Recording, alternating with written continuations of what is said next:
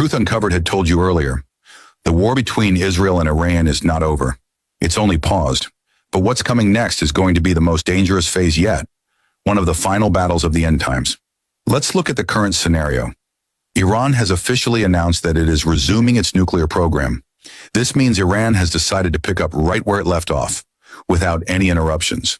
This time, it won't share anything with international bodies because they've realized that Israel gets access to all nuclear science data and details through these channels.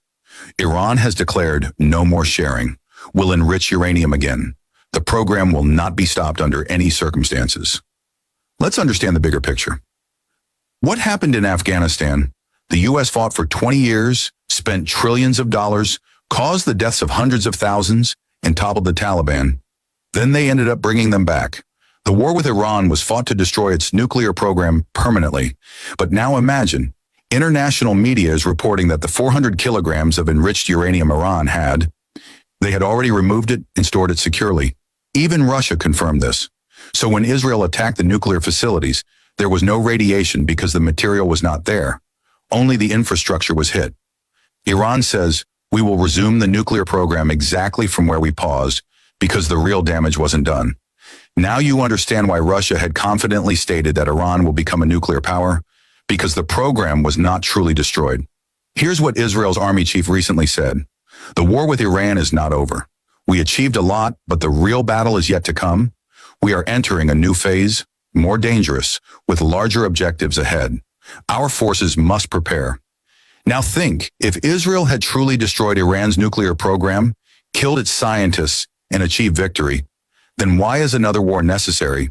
It means they failed. This war had two primary objectives. 1.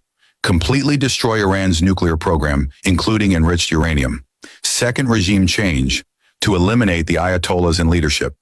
Neither objective was achieved. Let's talk about what's happening inside Israel. Their media openly admits they know exactly where Iran's nuclear material has been stored, but they are afraid to strike, fearing radiation and mass civilian casualties. But think about it. The same Israel that has killed over 400,000 people in Gaza, including 200,000 children, would not hesitate for even a second if it could kill millions of Iranians. The truth is simple. They couldn't destroy the core of Iran's program, and they couldn't overthrow the regime. And what did Iran do in return?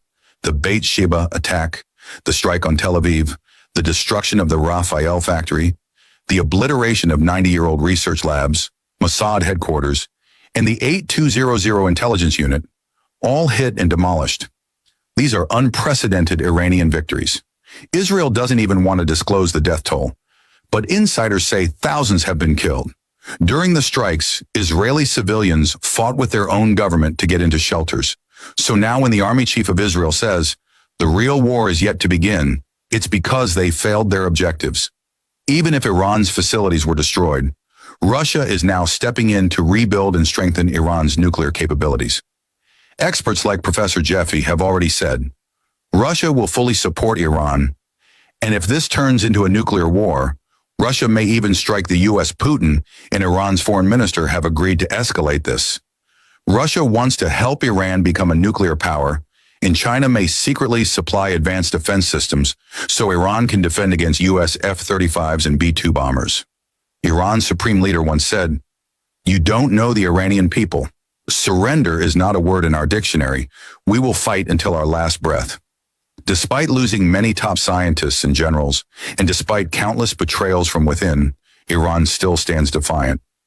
Tell me this, has any other nation dared to do what Iran has done to Israel? Destroying Mossad HQ, the 8200 unit, ancient R&D lab, causing over $5 billion in losses.